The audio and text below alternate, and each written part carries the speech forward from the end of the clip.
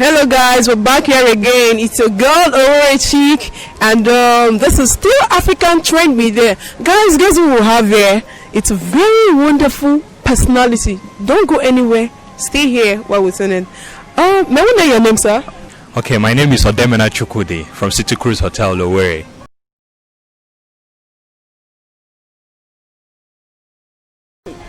Guys, my name is Sito. Alright, guys, let's go to the main questions where we're actually here right now. So please, can you tell us some of your biggest challenges in life? Like generally, everything where you don't experience like this for life, where don't they worry, where no say or more, this challenge is not too much for my life. Just just tell us things about it.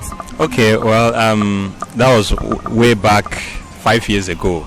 I had a challenge of breaking out from. I was an introvert actually. Wow. I barely mingle. I tend to be shy when I'm in the crowd or when I'm in the public. But I found a way to break out. Now I'm an easygoing person now. I can mingle. I tend to be an extrovert now. Okay. So then, due to me being shy and due to me being calm,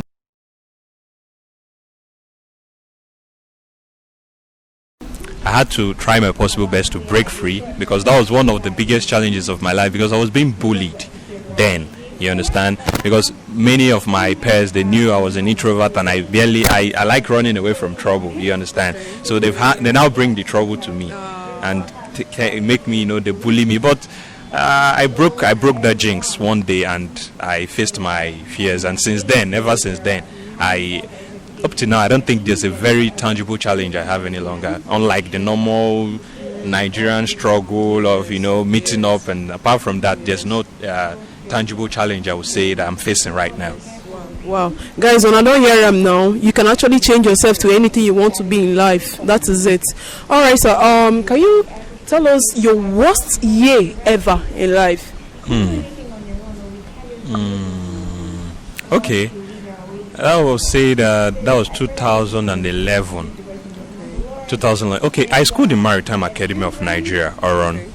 And they got to a point it was so bad whereby I had to be chased out of school because I couldn't pay, and my parents were not financially buoyant for it, and my uncles, none could help.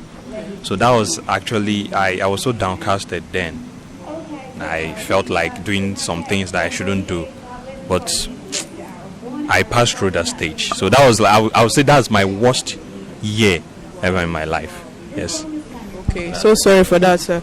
Okay, so we're about to throw back to our country, Nigeria. Yeah. Some of the things we've actually been seeing. Exactly. So we want you to share some of your own experiences about Nigeria. Everything where you don't see, maybe say more. My country did like this, Just tell us. Let's discuss about this. So other people will know what's up. Yeah. Okay, I haven't been a victim of SARS, so I can't actually speak about SARS, but I know they have been terrible to some friends of mine, but me personally, I haven't been a victim. But where I want to talk about is the aspect of nepotism. Okay. I got to a point whereby I should get a job, which I knew I was qualified for. Okay, I was meant to get a placement on board a particular vessel. I'm a marine engineer by profession. I schooled in maritime. So I was overlooked to an Hausa guy.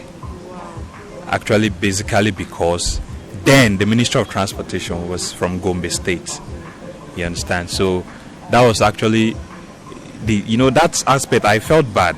And I know that's one thing that happened in this country. Nepotism, favoritism, because you're from here or you're not from here. So that tends, I didn't like about that. And I found that's the situation of the country now, Nigeria.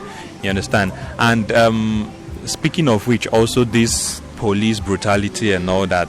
And I also see reasons. Like I said, I haven't been a personal victim to it, but I have friends who have been victims, and the story no be here. And that's the situation of Nigeria. And I don't know. I hope and pray it gets better, because I doubt. I wouldn't say I don't believe in my country, Nigeria, but it looks like it's not going to get any better because of the news we hear every present day. the news we see in the news are even getting worse than the previous. So, the situation of Nigeria is appalling. We just hope and pray that it gets better, because there's no aspect you talk about that you won't find a failed country. You understand? But like we said, we believe in the country and we hope and pray to get better. Okay. Thank you very much, sir, for that wonderful one. Now, can you give us an advice? Like, tell us the advice you want to give to the youth from the whole situations we'll be facing in the country and all that. Actually, I like the fact that the youths have woken up. You understand? We have been sleeping since, and finally we've woken up. And at least there's the protest and all that we just did, which has tend to calm down now. It's a wake-up call. At least we have understood and that we can do something, and the government will listen. So, as a youth, normally you should go around your normal hustle and still don't hope and in the government, but you still need to put an eye in the government. Let's be like the watchdog to the government. I like the fact, like I said, we've woken up, so let's give them some time to possibly see if they can revive the country. If not, we still come out again and do some peaceful protest again concerning some certain things, because this is a democracy and that's the only voice we can hear. Because it seems even the court, which is like the hope of the common man, is also being not working fine.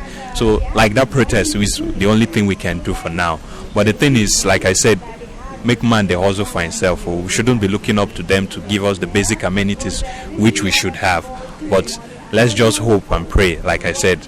But this country is a religious country, and the hoping and pray and without work is not getting anything, is not getting nicer. So what we need to do is just, the advice I have to do is we still need to involve ourselves in the government, you understand, because there are old men over there. So the youth needs to get involved. The more we get involved, I think we can make this country a better place. All right, so that's cool. So I have one important question that I want to ask you right now. Like, if you are in the position to be given the president of Nigeria, to be made the president of Nigeria, what is that one thing you really want to change from this country? Just one thing. Just one thing. One. That's power supply. Power. That's all. Because with constant electricity, you find out that everything, I'm not saying everything like all, but majority of the thing tends to work well. You find out that if there's power, the fuel you get in for generator and all that, you see you cut your cost. You understand? So the main thing, like if I'm a president today, is just power supply first before going into any other aspect. But power, if there's power, majority of the things will begin to work in this country. All right, sir. Okay, now let's throw back to this NSAS protest. We know a lot of people have actually lost their life from there, and their families must have been going through a lot of issues right now, pains and all that. What do you really have to say about these victims from that Lekki massacre and other people that actually died apart from the Lekki massacre? So what do you have to say about it? It's painful for anyone to lose someone. Not talk of a child, a brother, a sister. It's just painful, even to lose an enemy, because you don't wish your enemy death. So the thing is, it has happened. We have to move on. So those who has lost people in the process of this protest, they should just take heart, and I hope and pray that God, should strengthen them to bear the loss, because there's nothing else we can do. They have died, and we just hope that their death doesn't go in vain. We shall achieve that which we have been protesting for. So that's what I can say. All right, sir. Okay, now let's throw back to social media, because I've been getting some information that the government wants to start regulating everything we do on social media. Me myself, I feel somehow, but right now I need to know how you feel about the regulation of social media. I say it paid me, and I think that's the nail in the coffin the government wants to do to us, because I think social media is the only place. Hey, so if they finally pass this bill, that means they've silenced everybody, because that's the only voice we have now. Like, that'll be a nail in the coffin, and it's not nice. I don't subscribe to that. It shouldn't happen. Thank you, guys. That was a wonderful one from Mr. Odoemena Chukwudi from City Cruise Hotel. This is still African Trend Media.